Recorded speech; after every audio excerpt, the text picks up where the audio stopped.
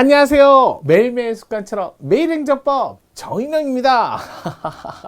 죄송합니다. 자, 1월 30일. 자, 이제 명절도 거의 막바지에 이르는 것 같습니다. 물론 이번 주 내내 쉬는 분도 계신 것 같지만 그래도 정상적인 경우라면 오늘이 명절의 마지막 날.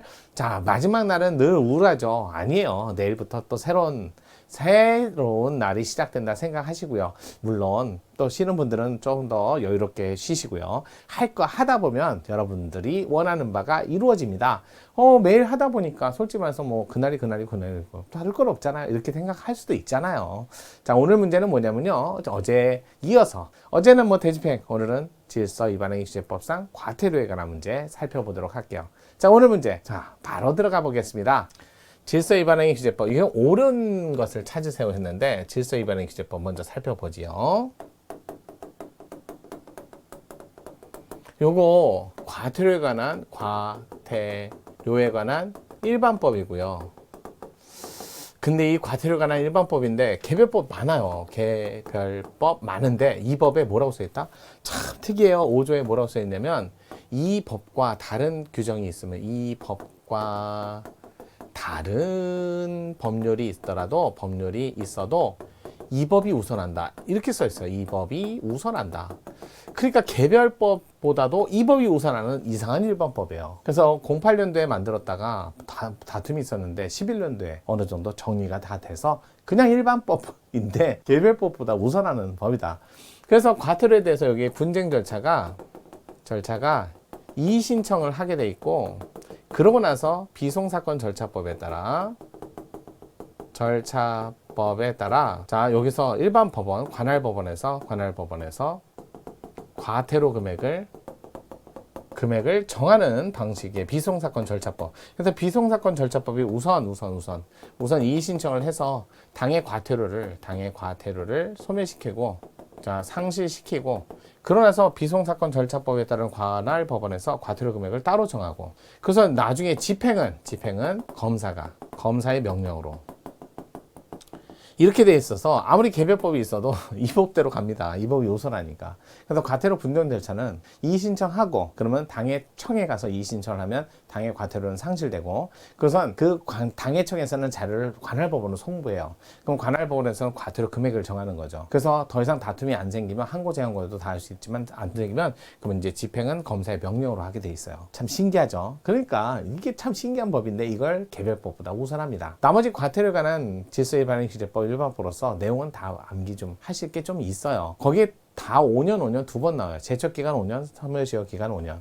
위반행위를 하고 나서 과태료 부과는 5년 내 부과해야 되는데 그 제척기간 5년. 부과된 과태료는 징수 절차 진행해서 5년 내 징수해야 되는데 만약에 징수 절차를 5년 내에 완성하지 못하면 소멸시효 완성이 된다 해서 5년. 자, 과태료 금액. 납부기한이 지나갔을 때 가산금이 있는데 법에 질서위반행위 규제법에 가산금은 3%. 이런 건 좀 암기하셔야 돼요. 전부 다 암기하셔야 돼요. 이의신청 절차 거치고, 그 다음에 자, 질서위반행위 규제법에 여기 이제 14일 내에 법원에 송부하게 돼 있거든요. 이의신청, 그 다음에 이렇게 갖고 신청하고 이의신청에 대한 결론 뭐 이렇게 갖고 하시면 좀 보시고요. 요게 이런 것들. 그래서 60일 내 이의신청 뭐 이런 식으로 하셔가지고 정리를 하셔야 돼요. 이거 안 하시면 다 이제 나중에 큰일 납니다. 과태료. 그래서 과태료에 관해서 는 우리나라 행정벌 중에 하나고, 행정형벌은 형사처벌에 관한 통고처분, 그다음에 직계심판만 따로 배우고, 과태료는 질서위반행위 규제법상 요거 하나만. 그래서 나는 나머지 개별법은 따로 하지 않습니다. 그래서 일반적으로 우리나라에서 과태료 이거 처분이에요. 처분. 하지만 질서위반행위 규제법이 비송사건 절차법에 따르라 했기 때문에 처분이긴 하지만 이건 안 해요. 항고소송 대상은 아니라는 거. 여러분, 항고소송 대상이 아니라고 해서 또 처분이 아니다 그러지 마세요. 항고소송 대상으로서 처분이 아니고 비송사건 절차법으로 합니다. 여러분, 이행강제금도 마찬가지예요. 처분이에요. 하지만 개별법에 비송사건 절차법에 따른다라고 되어 있으니까 그 처분이지만 항고소송 안 할 뿐이에요. 그런데 비송사건 절차법에 따른다는 규정이 건축법에 규정이 있었는데 삭제됐어요. 그러면 이행강제금 중 건축법상 이행강제금은 처분이면서 항고소송을 하는 거예요. 그럼 항고소송 갈 때는 처분이고 비송사건 절차법으로 갈 때는 처분이 아니다, 그런 논의 하시면 안 되고, 그냥 기본적으로 처분은 맞지만 항고소송 대상으로서 처분이냐, 아니면 개별법에 근거해서 비송사건 절차법에 따른 처분이냐, 이렇게 구분해 주시는 게 조금 더 문제풀이하고 정확하게 하시는 거라는 거. 요거 때문에 요거까지 하셔야 정확하게.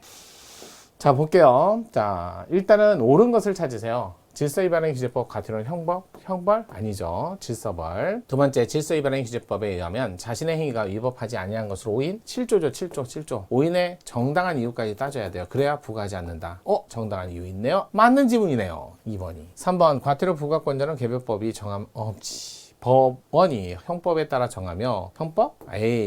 질서위반행 규제법에 근거해서 비소송사건 절차법의 절차를 따르면서 법원에서 정하는 건 맞죠. 만약에 법원에서 정하는 게 아니라 행정청에서 정하고 이의신청 절차를 거쳐서 불복 절차할 땐 법원이. 따라서 행정청이 과태료는 부과합니다. 물론 질서위반행 규제법에 법원에서 부과하는 과태료하고 징계 절차에서 부과되는 과태료는 제외라고 되어 있기 때문에 질서위반행 규제법상 사법절차 과태료와 징계 절차 과태료는 적용받지 않습니다. 그래서 과태료 부과권자는 개별법이 정함이 없이 법원이 형법에 따라 정하며 개별 법률에서 행정청이 부과하도록 한 경우에도 행정청의 과태료 부과 불복이 있는 경우 법원이 형사소송법 다 틀렸죠. 그냥 일반적으로 질서위반행 규제법에 따라 법률자 과태료 부과를 하고 행정청이 불복 절차 진행은 비소송사건 절차법에 따라 이의신청에서 상시시키고 그 다음에 법원 절차 거친다. 네 번째, 행정청에 의해 부과되는 경우 과태료 부과인은 행정행위인데 질서위반행 규제법은 과태료 부과에 이의가 제기된 경우 행정청의 과태료 부과 처분은 그 효력이 상실되고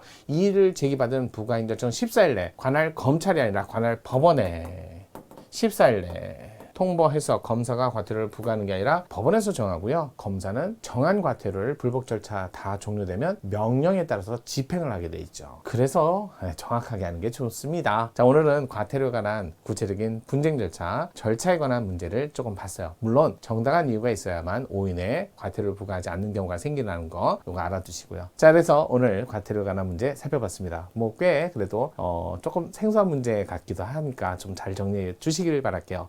그러면 이제 명절 끝나고 또 금요일 날 여러분과 함께 하고 끝까지 잘 챙겨보겠습니다. 감사합니다. 정인호입니다.